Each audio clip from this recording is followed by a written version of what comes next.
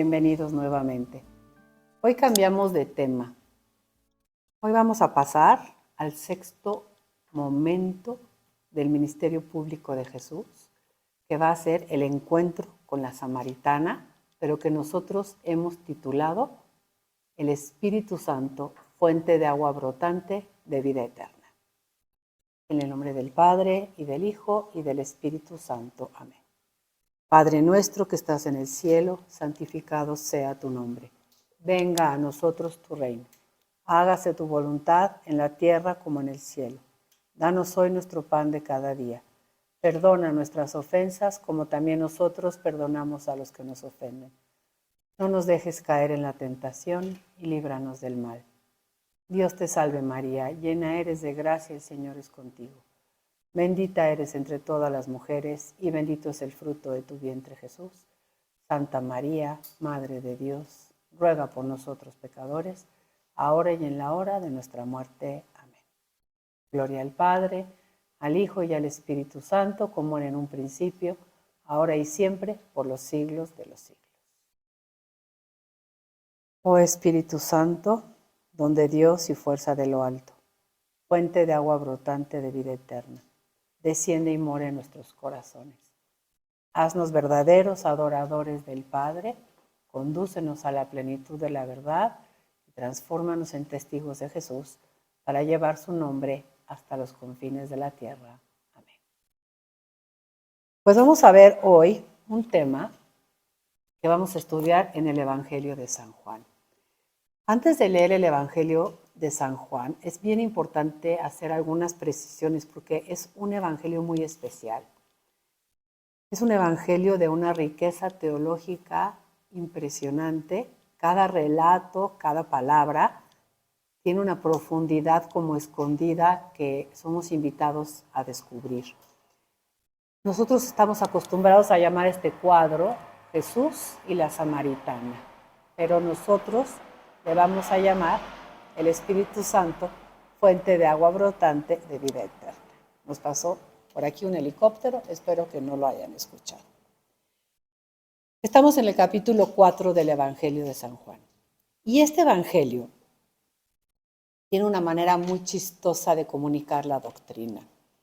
No sé si se acuerdan, cuando vimos la infancia de Jesús en el Evangelio de San Lucas elaboró un diálogo entre la Virgen y el ángel para entregarnos la enseñanza sobre quién es Jesús. San Juan procede exactamente igual. Juan va a utilizar un encuentro de Jesús con una mujer samaritana que a través de un diálogo nos va a dar una enseñanza impresionante. Van a ver la belleza que es este cuadro. Me puedo atrever a decir que era de los cuadros favoritos del Padre Carrillo.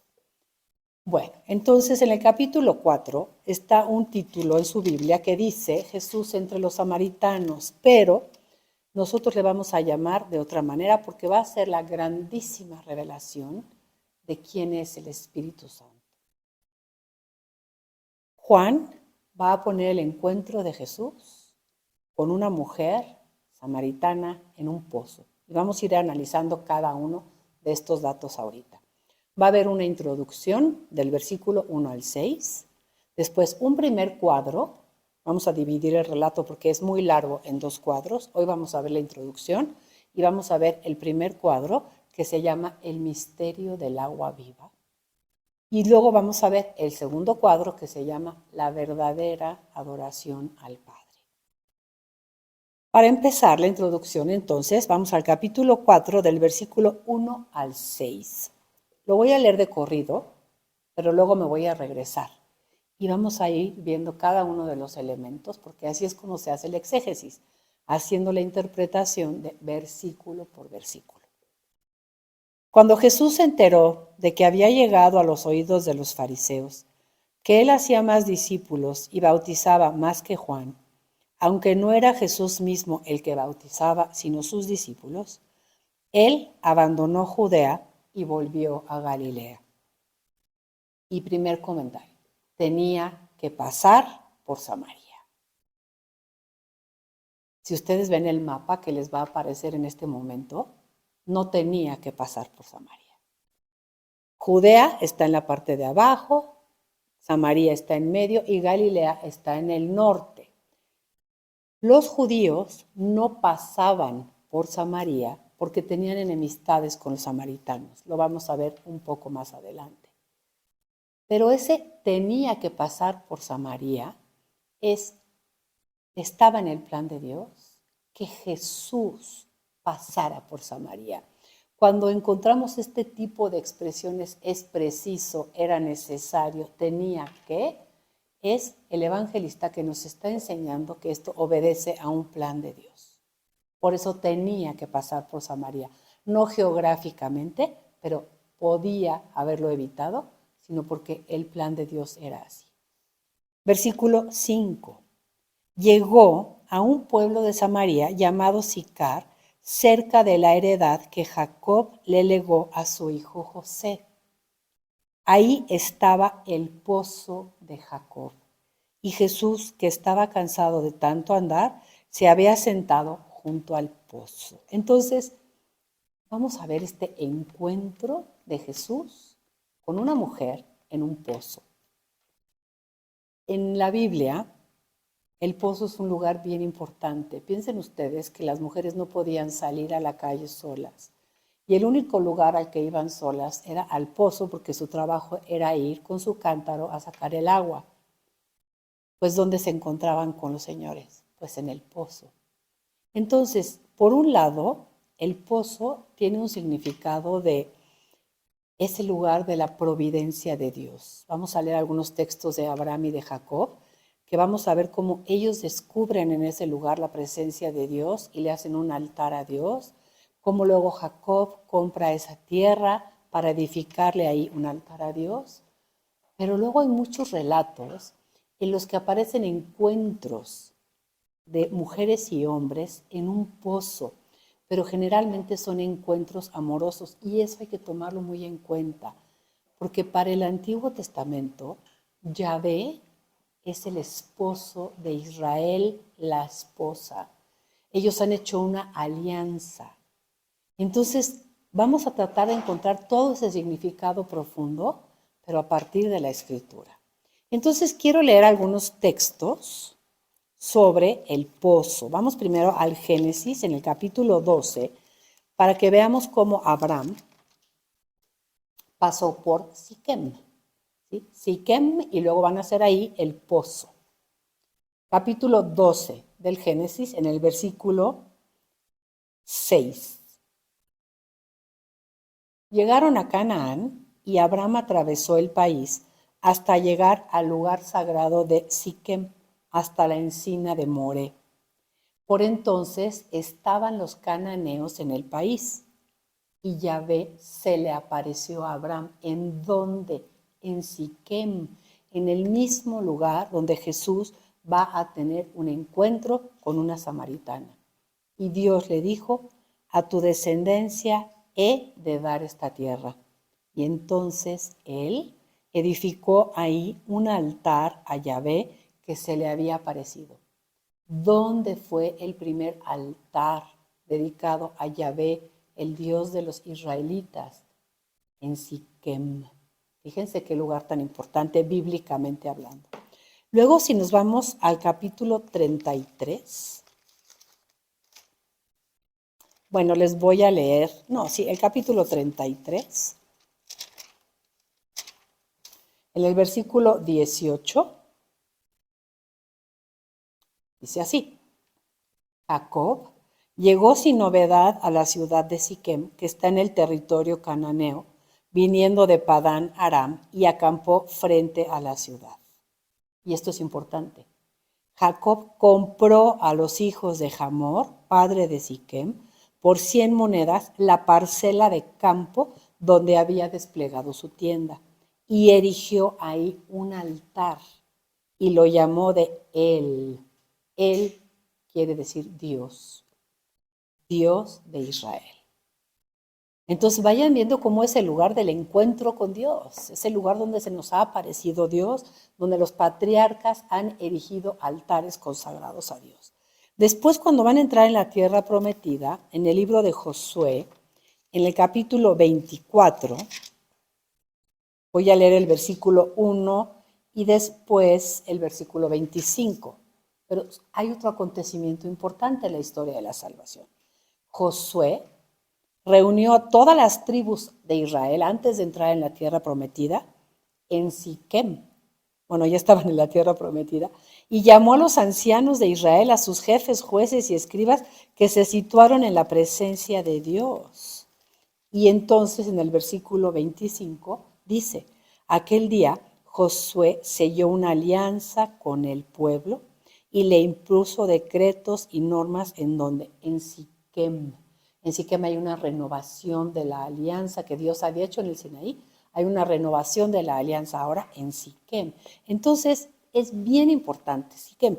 Luego, por ejemplo, en el libro de los Hechos, tenemos un relato que nos enseña en el capítulo 7, que los patriarcas fueron enterrados en la cueva de Macpela, pero que está en Siquem. Vamos al capítulo 7 del libro de los Hechos de los Apóstoles, en el versículo 16. Más tarde fueron trasladados sus restos a Siquem y depositados en el sepulcro que había comprado Abraham a precio de plata a los hijos de Hamor, padre de Siquem. El caso es que Siquem es bíblicamente un lugar importante. Segundo, el pozo es el lugar del encuentro de un hombre y de una mujer. Si leemos en el Génesis, cuando Rebeca viene con el criado de Abraham ya para conocer a Isaac, Isaac providencialmente sale y la ve en el pozo y se enamora de ella y la toma por esposa. Moisés conoce a su esposa en un pozo. Raquel, la adorada esposa de Jacob, la conoce en un pozo. Entonces, ¿por qué San Juan me va a imponer el encuentro de Jesús con una mujer en un pozo? Porque es como decir, Dios viene a renovar su compromiso, Dios viene a renovar su alianza, a ofrecerle otra vez todo su amor a su pueblo. Él es el esposo, la mujer samaritana va a ser las veces del pueblo de Dios, porque samaritanos también son del pueblo de Dios. Me regreso al Evangelio de San Juan en el capítulo 4. Y dice así. Versículo 6, Jesús que estaba cansado del camino. Jesús estaba cansado. San Juan nos está subrayando el realismo de la condición humana de Jesús. Surgieron muchas herejías a fines del siglo I en las que se negaba que fuera 100% hombre Jesús y 100% Dios. Y estos textos nos van ayudando a decir si fue 100% hombre. Y si sufrió fue 100% hombre el que sufrió, pero también es 100% Dios. Y 100% hombre se cansa del camino y le va a pedir de beber a una mujer. Leemos entonces el último versículo.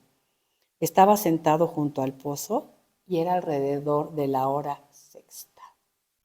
En el Evangelio de Juan, cuando nos dice una hora, nosotros tenemos que investigar y decir, Si Juan me está dando una hora, es porque teológicamente hay un significado más profundo ahí.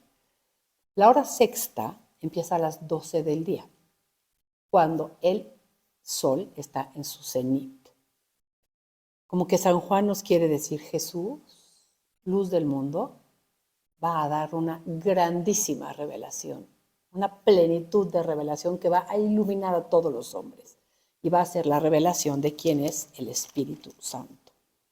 Y entonces viene el primer cuadro que se llama el misterio del agua viva, del versículo 7 al versículo 15. Y como les decía, aquí San Juan nos va a entregar la doctrina a través de un diálogo. El diálogo va a tener en total 7 interlocuciones, pero para este primer cuadro nada más vamos a estudiar las primeras 3, en las que habla Jesús y responde la mujer, habla Jesús, responde la mujer, vuelve a hablar Jesús y responde la mujer. Pero en este diálogo no es como los diálogos de otros evangelios. En el Evangelio de Juan hay una peculiaridad en los diálogos. Jesús habla a un nivel y la gente está en otro nivel. Les voy a poner un ejemplo.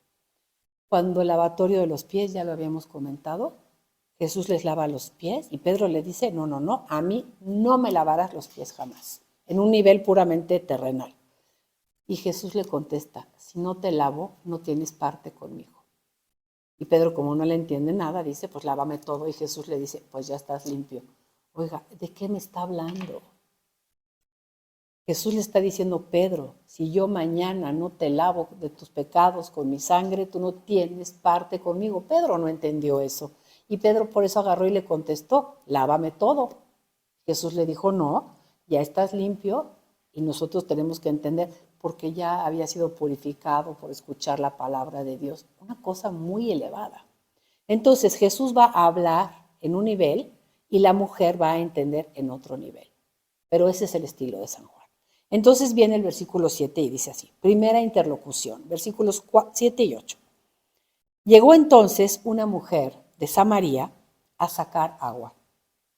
Jesús le dijo, dame de beber. Sus discípulos se habían ido al pueblo a comprar comida. Y la samaritana se queda impresionada. Y le va a decir, ¿cómo me pides de beber a mí, que soy una mujer y que soy samaritana? Entonces, como que es importante aclarar esto. Primero, una mujer no puede hablar con un hombre que no sea su esposo cuando está fuera de su casa.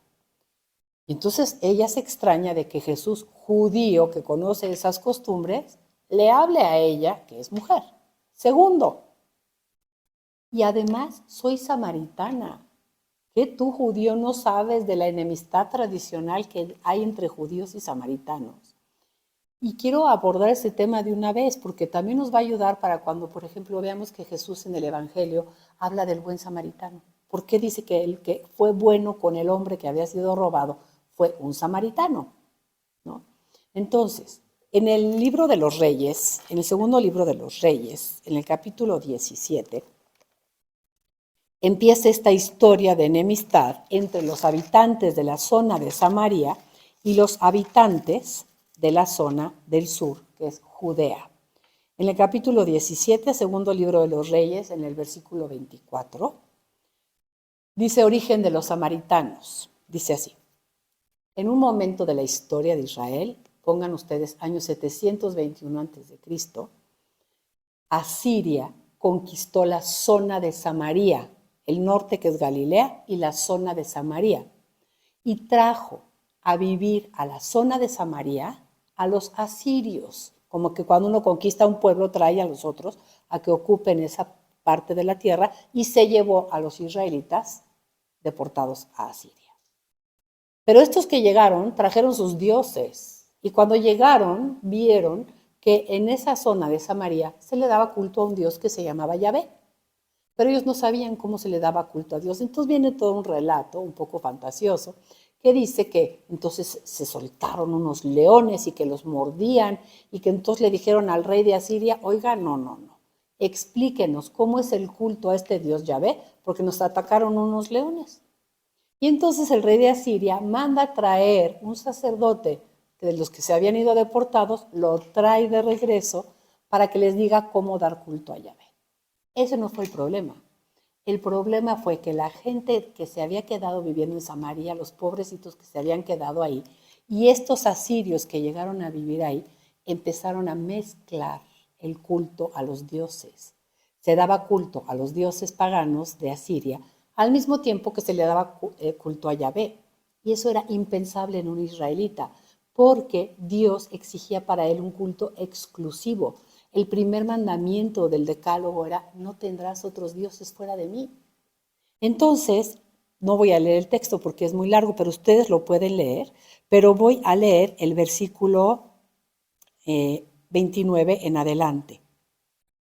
Ya vino el sacerdote, ya les explicó que el culto a Yahvé es exclusivo, que no le gusta que lo mezclen con otros dioses, y dice el versículo 29, sin embargo, cada uno de aquellos pueblos paganos continuaba fabricando sus propios dioses, los instalaban en los altosanos que habían hecho los samaritanos, y cada nación los ponía en las poblaciones que habitaba. Los gentes de Babilonia que habían venido traían unos Sucot Benot, las de Cutá traían un Nergal, las de Hamat una Simá, los habitas un Ifjás y un Tartak. O sea, cada quien traía unos dioses diferentes. Versículo 32. Pero le daban también culto a Yahvé Y también se hicieron entre ellos sacerdotes de los altosanos que oficiaban en los lugares altos. Le daban culto a Yahvé y servían a la vez a sus dioses, según las naciones, según las costumbres de las naciones de las que habían sido deportados. Cuando entraron en la tierra prometida, ¿cómo lo vimos en la peregrinación? ¿Cómo les decía Dios? Cuando entres, no te mezcles con otros pueblos, porque corres peligro de hacer ese sincretismo religioso. Precisamente para eso les dijo que no. ¿Y qué están haciendo aquí? Exactamente lo mismo que les dijo que Dios. Entonces es como el primer momento de enemistad entre los habitantes de la zona de Samaria y los de Judea. Luego hubo un segundo momento en la historia que está en el libro de Esdras, en el capítulo 3 y 4, que es, pasados unos años, Jerusalén, en el sur, en Judea, fue conquistada, pero ahora por los babilonios. Toman otra vez la misma política de los asirios, cogen a la gente de Judea, se la llevan deportada a Babilonia. Están ahí como unos 70 años, dice Jeremías, un poquito menos, y luego regresan a la tierra prometida. Y cuando regresan del destierro en Babilonia, obviamente lo primero que quieren hacer es reconstruir el templo de Yahvé, porque Yahvé fue el que los regresó. Y quieren reconstruir el templo, y entonces los samaritanos dicen, les queremos ayudar. Esto está en el capítulo 3 del libro de Esdras. Voy a leer un poquito. Dice, llegado el séptimo mes y estando ya los israelitas en sus ciudades, se congregó todo el pueblo como un solo hombre en Jerusalén. Josué, hijo de Josadac, con sus colegas los sacerdotes, y Zorobabel, hijo de Sealtiel, con sus hermanos, se pusieron a reconstruir el altar de Dios para ofrecer en él holocaustos, como está escrito en la ley de Moisés, hombre de Dios. Y erigieron el altar y empezaron a ofrecer holocaustos y celebraron el culto, pero en el capítulo 4 dice que cuando los enemigos de Judá y de Benjamín se enteraron de que los deportados que regresaban estaban edificando un santuario a Yahvé, Dios de Israel, se presentaron con Zorobabel y Josué y les dijeron, queremos ayudarles, porque como vosotros buscamos a vuestro Dios.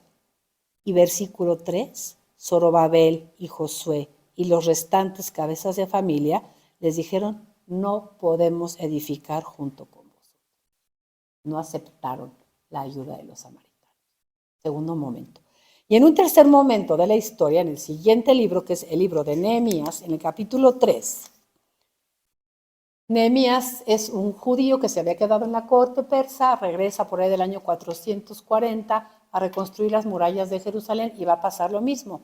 Los samaritanos quieren ayudarles y Nehemías y los judíos dicen que no. Entonces, cuando Jesús se encuentra con la samaritana en el Evangelio de Juan, ya hay una enemistad entre judíos y samaritanos. Y por eso ella le pregunta, ¿cómo tú, siendo judío, me hablas a mí que soy una mujer y que soy samaritana? Una cosa extrañísima. Luego le dice, dame de beber. ¿Cómo? Tú no traes cántaro, le va a decir después. Yo tengo un cántaro, pero es el cántaro de una samaritana y está impuro. Y si tú tomas agua de este cántaro, y Jesús, vean cómo poco a poco va superando todas estas normas de la pureza ritual legal, como diciendo, eso no es importante. Lo importante es lo que te voy a decir. Entonces me regreso al Evangelio de San Juan y me voy al versículo 10. Jesús le respondió. Segunda interlocución. Si conocieras el don de Dios y supieras quién es el que te dice, dame de beber, tú se lo habrías pedido a él y él te habría dado agua viva. Ella, por supuesto, no entendió nada y le dice, Señor, el pozo es hondo y no tienes con qué sacarla.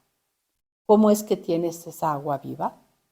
¿Te crees más que nuestro padre Jacob, que nos dio el pozo, del que bebieron él, sus hijos y sus ganados? Bien importante.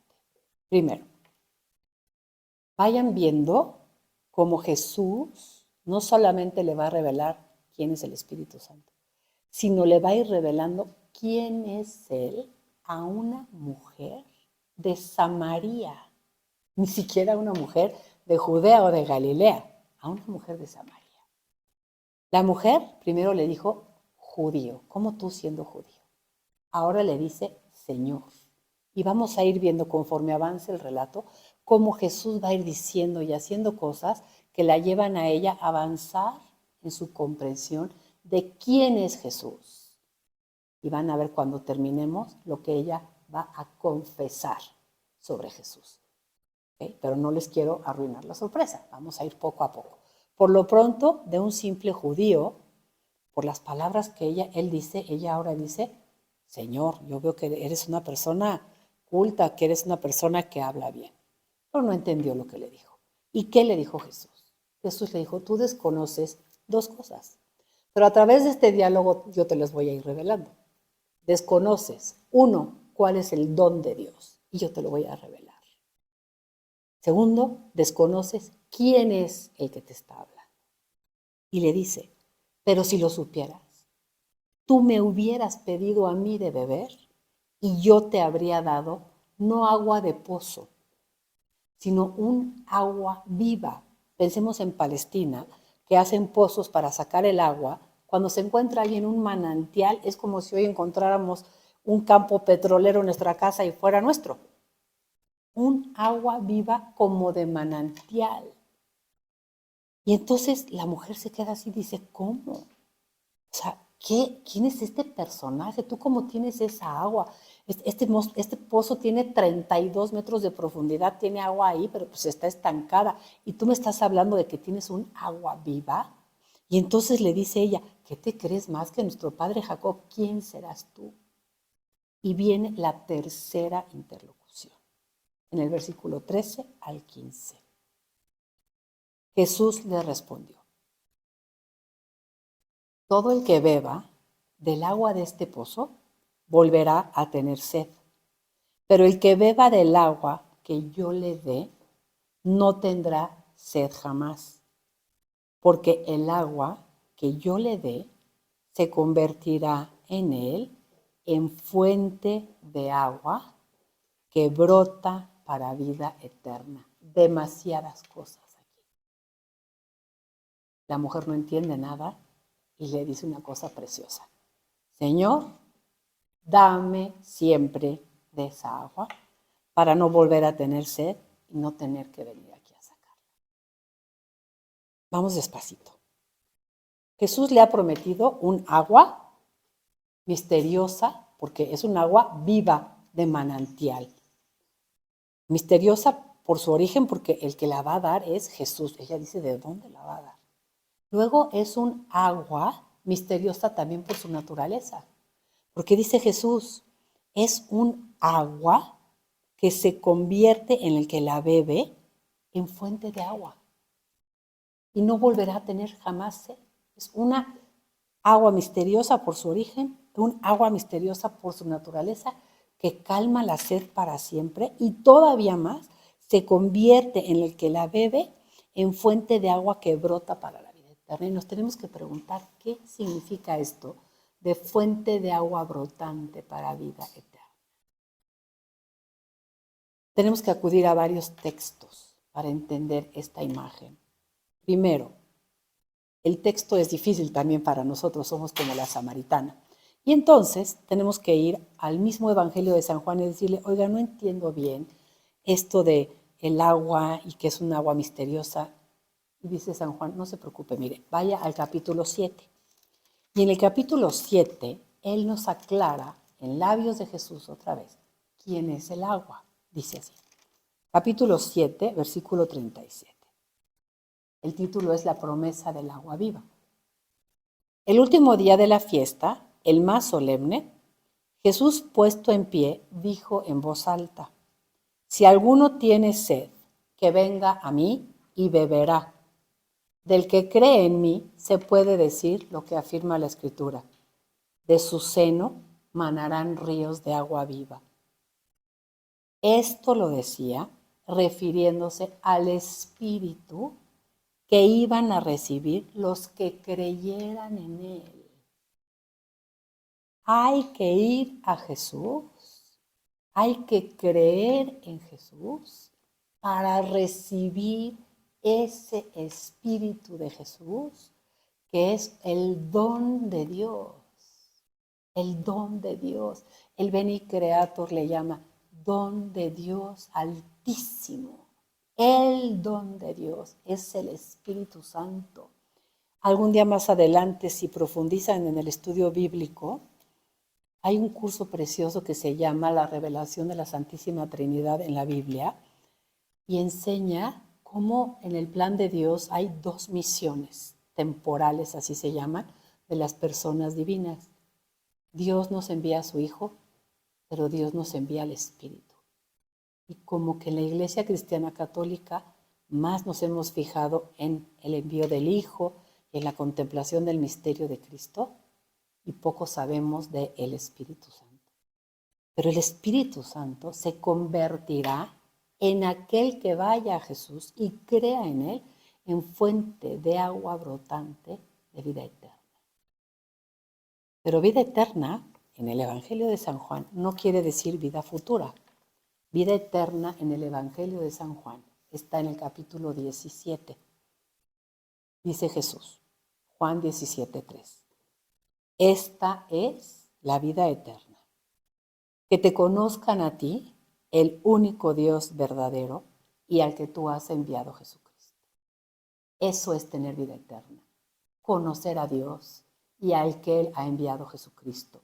Y conocer en la Biblia es tener una relación de intimidad con una persona, es conocerlo, entregarme, donarme y Él se dona a mí. Ese es conocimiento, esa es nuestra religión. Tener vida eterna es tener una relación con Dios, ser felices por la compañía de Dios en esta vida. Y eso lo podemos experimentar y el que nos puede hacer experimentar eso es el Espíritu Santo. Hay que ir a Jesús y tener esta humildad de la samaritana que le dice en el capítulo 4, en el versículo 15, Señor, dame de esa agua. Jesús, hablando con la samaritana a través del contacto con Jesús, Él ha logrado que ella se lo pida. Ella le está pidiendo, dame siempre, Señor, de esa agua. Y con eso va a terminar el primer cuadro.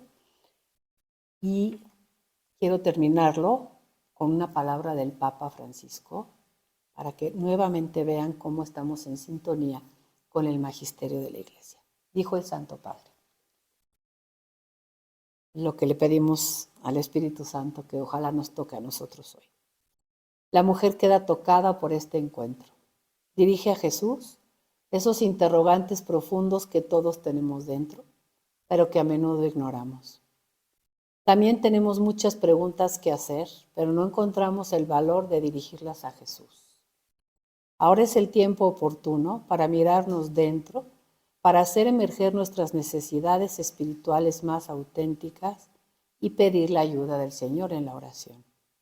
El ejemplo de la samaritana nos invita a expresarnos así. Jesús, dame de esa agua que saciará mi sed eternamente. Te lo pedimos por la intercesión de Santa María Virgen, en el nombre del Padre, y del Hijo, y del Espíritu Santo.